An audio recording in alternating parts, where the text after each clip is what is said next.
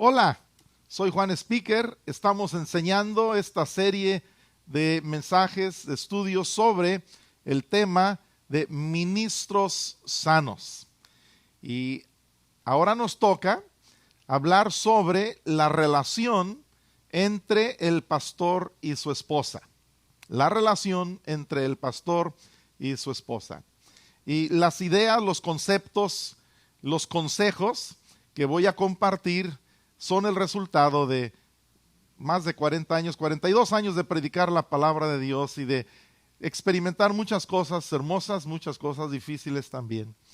Pero es un gran gozo para mí, me gusta mucho compartir sobre este tema.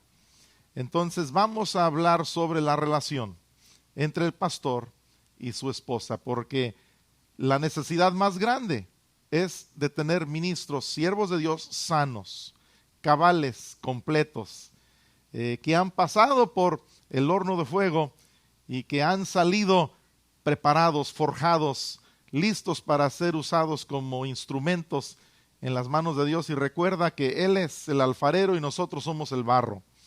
Y tenemos el privilegio de ser formados, pero con un alto propósito. Muy bien. Permítanme leer un par de escrituras y así vamos a iniciar este estudio.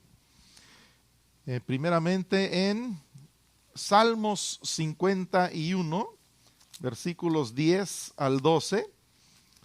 A mí me gustan mucho los salmos y aquí habla de un aspecto muy importante de nuestro carácter, de nuestra vida espiritual. Y a veces tenemos una espiritualidad un poquito religiosa y no una espiritualidad obvia en las áreas espontáneas y visibles ante todos. Y estos versículos hablan de algo muy interesante, muy importante. Salmo 51, del 10 al 12, mira lo que dice. Crea en mí, oh Dios, un corazón limpio y renueva un espíritu recto dentro de mí. No me eches de delante de ti y no quites de mí tu Santo Espíritu. Vuélveme el gozo de tu salvación y espíritu noble me sustente. Escogí esta escritura, entre muchas posibles escrituras, como una introducción a esta enseñanza, porque para mí, aunque no es una escritura típicamente usada para un tema de matrimonio, para mí es algo directamente y fundamentalmente relacionado con el tema de ministros sanos y la relación profunda, de madurez, sólida, que necesita existir entre el pastor y su esposa. Y repito aquí un poco los conceptos de estos tres versículos. Aquí el siervo de Dios, el rey David, está diciendo: Dios, crea en mí un corazón limpio. Y sabemos que la sanidad que se ve por fuera es la que ocurre por dentro primeramente. Y dice, y renueva un espíritu recto dentro de mí, para que un matrimonio de siervos de Dios florezca y para que se mantenga efectivo y útil en las manos de Dios, pues es obvio que requiere de continua renovación. Continua renovación. Y ese es el secreto realmente para todas las áreas de nuestra vida, es que aprendamos a renovarnos. Y también aquí menciona la importancia de que Dios no quitara su Santo Espíritu de David. Y eso es lo que los que sirven a Dios, eso es lo que yo también le pido, yo y mi esposa le pedimos a Dios, que su presencia, su Espíritu, su poder siempre nos acompañe y que nos vuelva siempre el gozo, que vivamos en el gozo que nos fortalece, el gozo de nuestra salvación, y que un espíritu noble nos sustente. A mí me encanta esa última frase, un espíritu noble nos sustente. Entonces también quisiera leer en Efesios capítulo 5. Ahora sí, estos son los versículos un poco más tradicionales, comúnmente usados para este tema. Entonces quiero leer también un par de versículos que hablan del matrimonio. Efesios capítulo 5, versículos 25 al 28. Dice así la palabra de Dios. Maridos, amad a vuestras mujeres.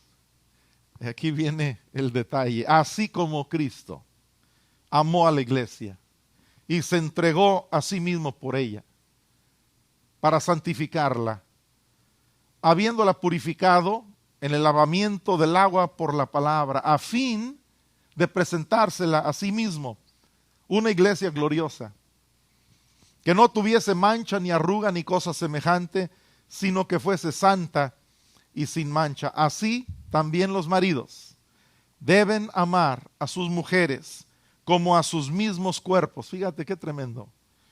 El que ama a su mujer, a sí mismo se ama.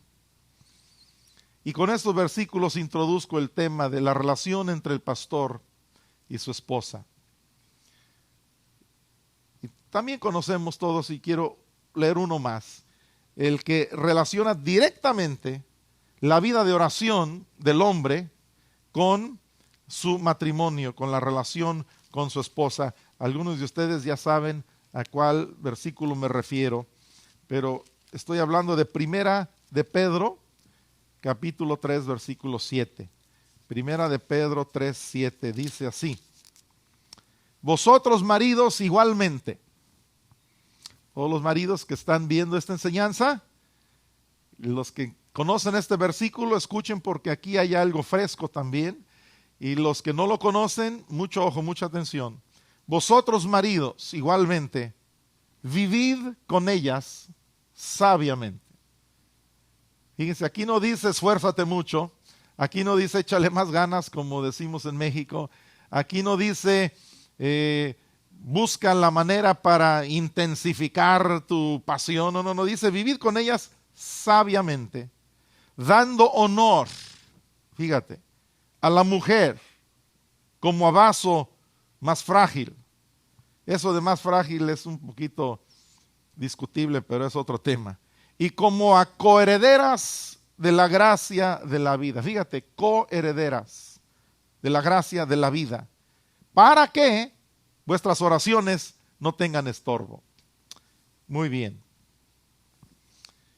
Se busca que entre los que sirven a Dios haya parejas, haya matrimonios con una relación de madurez.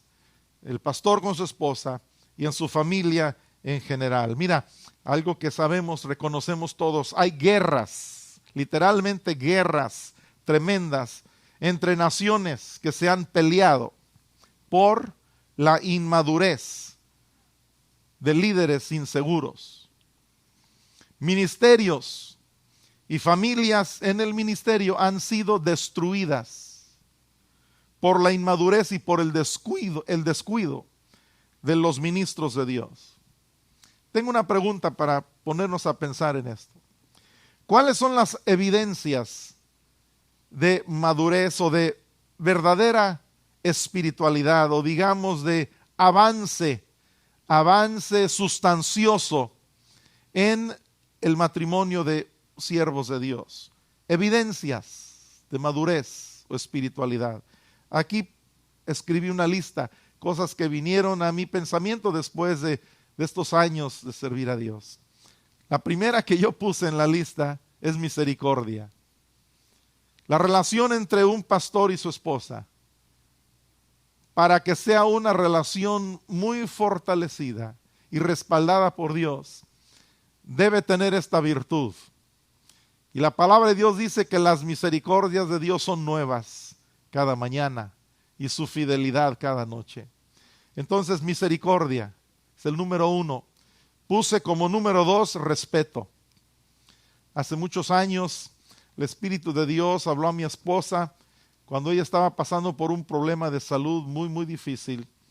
Y cuando nosotros nos preguntábamos si nuestro ministerio iba a poder continuar, Dios habló a su corazón y a mi corazón también, ella tuvo una crisis de fe junto con su enfermedad. Escribió un libro titulado Cuando Dios esconde su rostro. Y donde quiera que voy, las personas me piden mucho este libro porque ella habla acerca de cómo sobrevivir a una crisis de fe. Y la verdad es que todos, si no hemos vivido, necesitamos vivir y tarde o temprano viviremos una crisis de nuestra fe. Porque nuestra fe tiene que ser probada una y otra vez. Entonces ella escribe este libro con el corazón en la mano y Dios le habló. Le dijo, mira Marla, aunque quizá en estos momentos de crisis de tu fe y de una lucha con tu misma salud emocional y mental, Dios le puso una palabra que resonaba en su mente, la palabra respeto.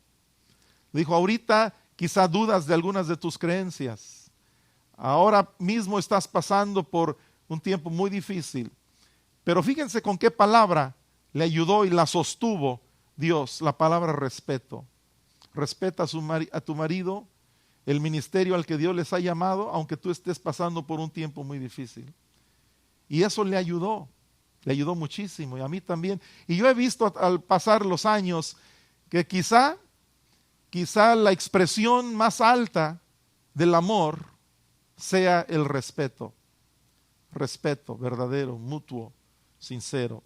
Entonces, para una relación entre siervos de Dios, esposo, marido, ministro, pastor y su esposa, yo diría misericordia, y número 2, respeto. Y número 3, yo diría seguridad. Seguridad. O sea, un pleno conocimiento y reconocimiento del llamamiento de Dios. En otra de las enseñanzas hablé de que ministros sanos son ministros seguros. Y yo he visto que cuando hay un matrimonio en el que hay seguridad, donde se siente segura la esposa en su relación matrimonial, donde el esposo se siente seguro con su esposa, y que Dios a ambos los ha llamado y comparten un mismo llamamiento, hay una seguridad matrimonial, ministerial, es un respaldo divino único, maravilloso. Entonces yo he escrito estas palabras: misericordia, respeto, seguridad. Y la cuarta, paciencia. Paciencia para mí, cuando yo veo que una pareja está aprendiendo más de la paciencia, veo la mano de Dios obrando en ellos. Y ya ven que todos queremos la paciencia, pero la queremos ya. Dios, dame paciencia, pero ya, Dios, la necesito ya. Entonces es muy interesante cómo opera cómo aprendemos la paciencia, precisamente a través de muchas pruebas. Y un matrimonio fuerte es uno que ha sido probado y es uno que ha crecido en paciencia. Y otro punto que he escrito como evidencia de espiritualidad y madurez en un matrimonio de siervos de Dios, número 5, es ser realista. Ser realistas, tanto uno como el otro. Tenemos que ser muy espirituales y tenemos que vivir con la cabeza en las nubes, pero siempre con los pies sobre la tierra. Entonces, yo te animo a que en tu matrimonio, tú que sirves a Dios junto con tu esposa, con tu esposo, yo te animo a que nunca pierdan de vista esta parte esencial. Sean realistas. Tienen un problema, una enfermedad, una lucha, una situación muy difícil. Hay que ser realistas. Si no tienes dinero, ser realista. Si no tienes salud o fortaleza en sí, si no has cultivado cierto hábito, si hay cierta debilidad notoria en tu matrimonio, a veces todo el mundo lo ve, menos uno, porque es un área ciega. Entonces Dios nos ayuda para ser realistas. Cuando un matrimonio es realista, es una señal de madurez también. Y número 6, yo he puesto las dos palabras: ser enseñable. Ser espiritual es ser enseñable. Ser maduro es ser enseñable. Y cuando yo he buscado a líderes, colaboradores en mi equipo de ministerio, y cuando yo he buscado a personas pastores para una iglesia que se ha iniciado, para algún ministerio, Yo siempre busco esta cualidad, que sean enseñables. Y tu matrimonio y tu ministerio tienen mucha esperanza mientras se mantengan enseñables. Y número 7, fidelidad. Fidelidad. Fiel. La esposa fiel. El esposo fiel. Mira, cuando el Espíritu de Dios llena tu vida, no solamente hay manifestaciones espirituales y algunas personas prefieren ver ciertas expresiones o manifestaciones del Espíritu externas que impresionan, pero lo que Dios prefiere ver es fidelidad. Y cuando realmente el Espíritu de Dios nos llena, hay corazones fieles. La esposa es fiel a su esposo. El esposo es fiel a su esposa. Y número 8, puse perseverancia. Y a veces he dicho, uno de los dones que Dios me ha dado, no está en la lista de dones en la Biblia, pero yo he dicho, uno de los dones que Dios me ha dado es la perseverancia. Dios nos ha permitido, nos ha ayudado, nos ha sostenido y hemos podido perseverar a través de muchos años, muchas experiencias, algunas traiciones, algunas divisiones, algunas desilusiones, pérdidas de salud, algunas pérdidas de amistades cercanas. Dios nos ha ayudado a perseverar y aprender cada vez más y más. Y la última que he puesto en la lista son 9, la 9ª es sabiduría. Cuando hay un matrimonio pastoral fuerte, espiritual, maduro, que ha avanzado, que ha aprendido, yo digo que también es evidente una sabiduría. Y hay muchos pastores que piensan que hay que trabajar más duro. Realmente hay que trabajar más sabiamente. Y lo mismo en el matrimonio. No siempre tenemos que sacrificarnos y hacer muchas cosas especiales y sobresalientes, espectaculares, sino crecer en la sabiduría. Y tengo aquí algunos sinónimos para ayudarnos a ubicar esa palabra: prudencia, sensibilidad, comprensión, saber hacer las preguntas correctas. En fin, necesitamos seguir adelante. Ahora una cosa muy personal. Si tú me preguntaras, Juan, si pudieras volver a vivir tu vida, ¿qué harías diferente? Yo te voy a decir, después de 42 años de servir a Dios, 37 años de tiempo completo, casado con mi esposa, hemos vivido algunas cosas muy interesantes, muchas cosas muy hermosas y muchas muy difíciles. Si yo pudiera volver a vivir todo eso, ¿qué haría diferente? Yo, Juan Speaker, ¿qué haría diferente? 1, planear y organizarme mejor en asuntos matrimoniales y familiares. Planear, porque yo fui muy bueno para planear y organizarme en muchos asuntos ministeriales. Si yo pudiera volver a hacer las cosas, yo lo haría. Me organizaría mejor con mis días de descanso y muchas cosas. Número 2, ¿qué haría yo diferente si pudiera? Algunas personas dicen, no debes arrepentirte de nada y debes de aceptar todo. Y pues yo pienso que si realmente nos ponemos a pensar tanto tú como yo he dicho muchas veces, ¿cómo quisiera haber sabido esto hace 20 años, hace 30 años? Me hubiera evitado esto y aquello. Pero bueno, número 2, si yo pudiera repetir mi vida, yo estudiaría más.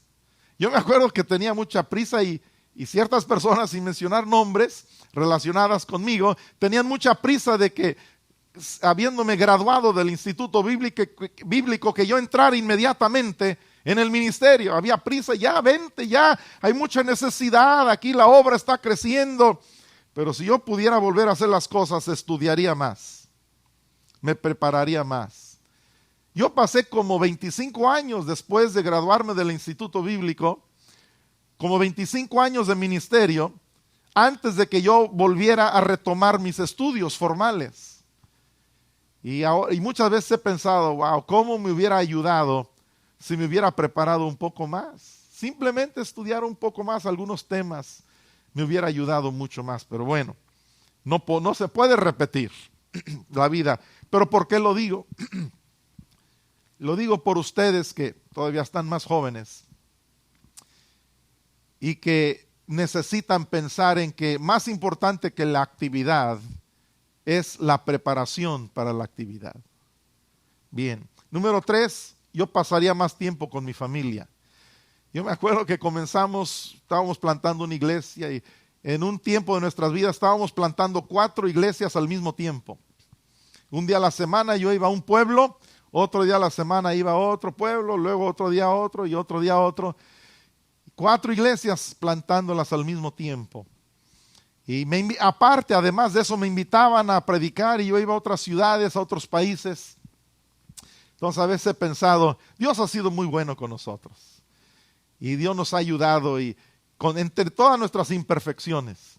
Y a veces yo he reconocido una gran verdad, que hay una bendición en los padres imperfectos y en los ministros imperfectos. Por ejemplo, yo pienso en mi papá, en sus errores, pienso en mí, en mis errores. Y hace años yo di una enseñanza sobre esto, la bendición de tener padres imperfectos. ¿Saben cuál es la bendición de tener padres y pastores imperfectos? Es que se deja un vacío que solo Dios puede llenar. Se deja un vacío que solo Dios puede. Porque imaginan si nosotros como hombres proveíamos todo y supliéramos todo, pues ¿dónde necesitaríamos a Dios? Pero yo pasaría más tiempo con mi familia, con mis hijos, sobre todo en las edades más formativas. El número 4, invertir más tiempo en desarrollar relaciones personales. Primero con la familia y después con los colaboradores cercanos. Otra, aprender a ser más seguro de mí mismo. Otra, pedir más consejos y ser más abierto con mis necesidades. 7, cuidar más mis días de descanso. Número 8, cuidar más mi salud física, mi ejercicio, mi salud, mis chequeos. Número 9, tendría más cuidado con los cambios que afectan a la familia. Número 10, no me dejaría afectar tanto por las ofensas de otros y no me defendería tanto. Yo sé que mencioné rápidamente estos puntos, repito un poquito para los que están tomando apuntes. 5 era ser más seguro de mí mismo.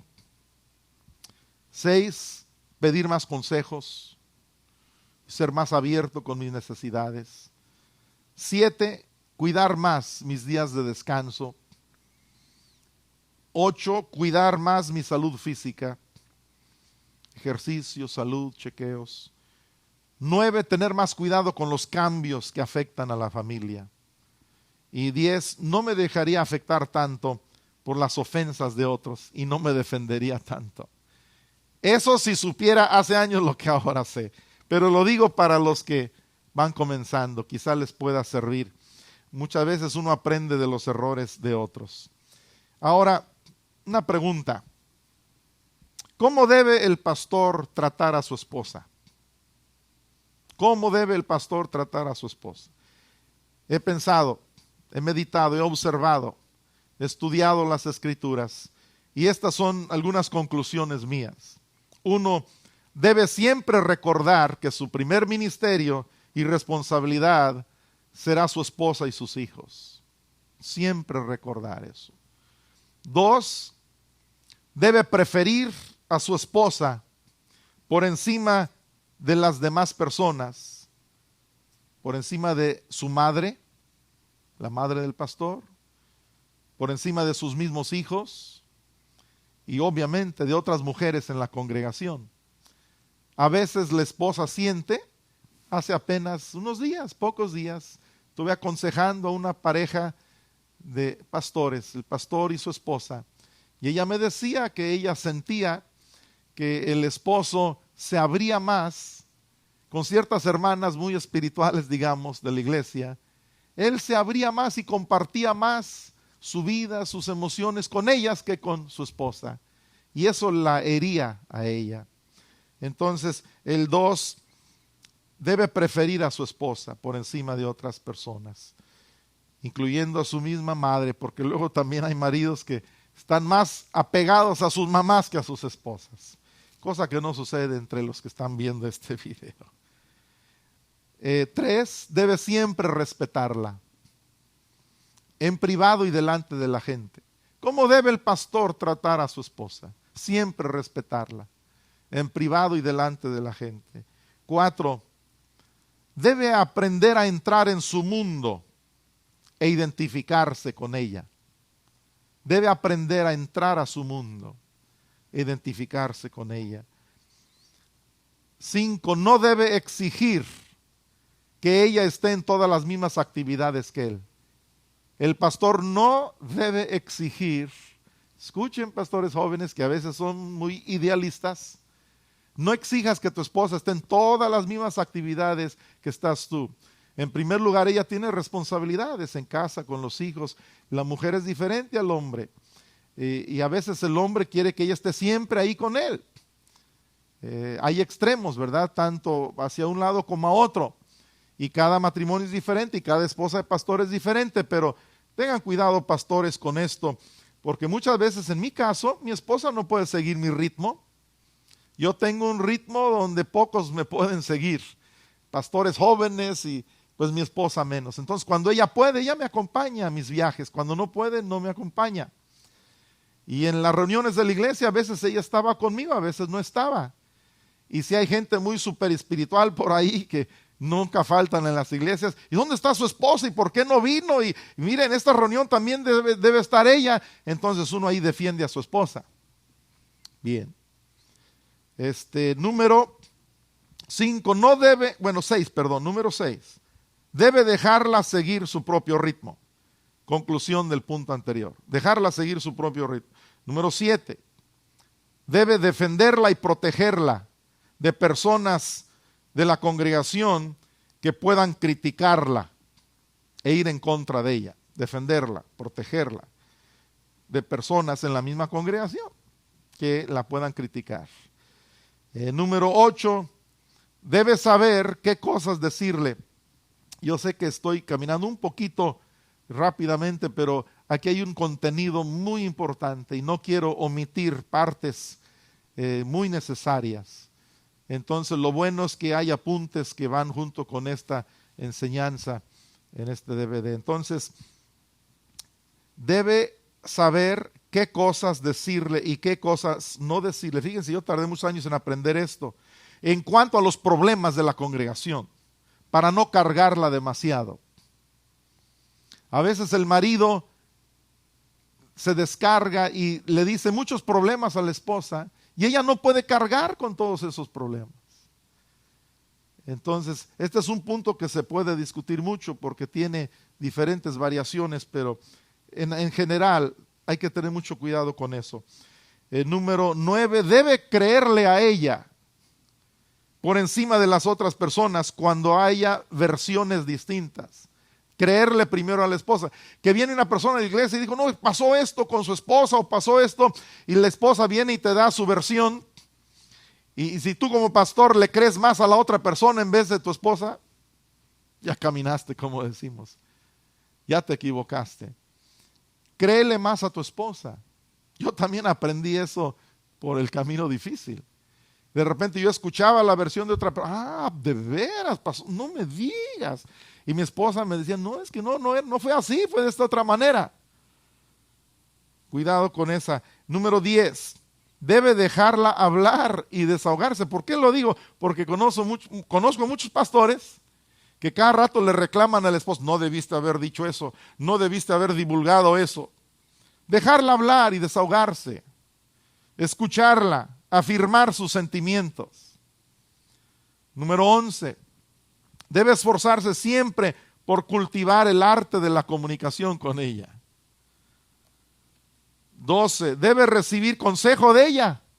El pastor, recibir consejo de su esposa y valorar su aportación al ministerio. Sin número de veces le he pedido a mi esposa consejos que me han ayudado mucho. Número 13. No debe dejar, también es, fíjense, otro lado de la moneda, no debe dejar que ella lo controle a él o a la congregación. Entonces hay esposas que quizá no lo hagan intencionalmente, pero debido a muchas razones, a veces yo también he visto, y ustedes también, a esposas que controlan a su esposo, o congregaciones que controlan al pastor. Este también es otro error. Número 14, debe conocer el llamado de Dios sobre su vida. El pastor debe conocer el llamado de Dios sobre la vida de su esposa. Ella tiene un llamado también. Y su familia. Y debe permanecer firme al lado de su esposa y su llamado a pesar de las pruebas. 15, debe orar por ella y con ella. También un sinnúmero de veces he puesto mis manos sobre mi esposa. Dios, bendigo a mi esposa. Cúbrela, ministra el Espíritu Santo, abrázala.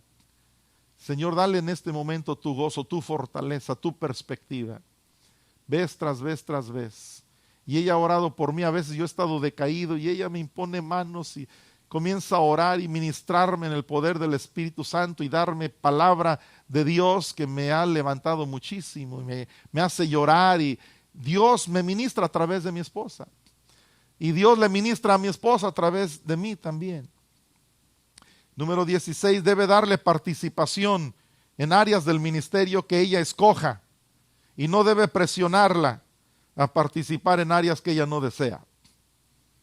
Todo esto es bueno que lo anoten, lo mediten, lo asimilen y lo platiquen. Esposos que son pastores con sus esposas, háganlo. 17, debe apoyarla de manera obvia ante los demás en áreas del ministerio. Apoyarla de manera obvia ante los demás. Que la gente vea que el esposo apoya a su esposa. El pastor apoya a su esposa. Y 18, cuando ella lo necesite y lo desee, él deberá ayudarla con los niños, con el trabajo del hogar, con responsabilidades ministeriales. 19, debe llevarla a pasear, a comer fuera, a citas románticas. Todos estos puntos son muy importantes, pastores. Número 20, debe buscar satisfacerla sexualmente sin presionarla. ¿Por qué menciono estas áreas? Porque las vidas de los pastores son tan reales y tan humanas como las vidas de todos los demás matrimonios. Y hemos ministrado a muchas parejas de pastores donde tienen problemas en todas estas áreas. Digo, sin presionarla, sin hacerle sentirse mal, sin regañar, sin exigir. Debe ser paciente con ella en el área sexual como en todas las áreas. Porque el marido, fíjense, un ministro sano, un pastor sano, pues necesita ser sano y necesita ser cabal y necesita ser libre en todas las áreas de su vida. Porque si es débil en un área y descuida un área, todo su ministerio se puede venir abajo. Debe escoger buenos libros sobre estos temas. Debe perdonar el pasado de ella y errores de ella. Y debe de cuidar amorosamente para que ella no se amargue contra él y contra el ministerio. En la siguiente sesión vamos a cubrir otras áreas y también la manera en que la esposa debe de tratar al esposo cuando es pastor. Padre Dios, yo pongo en tus manos a los pastores, sus esposas, que están viendo esta enseñanza. Yo pido hoy que tú hables a sus corazones y que tú les animes, los levantes, que tú les des una perspectiva fresca, renovada, más alta. Súbelos, Dios, a nuevas alturas de salud matrimonial para que te sirvan mejor que nunca. Lo pido por Jesucristo. Amén.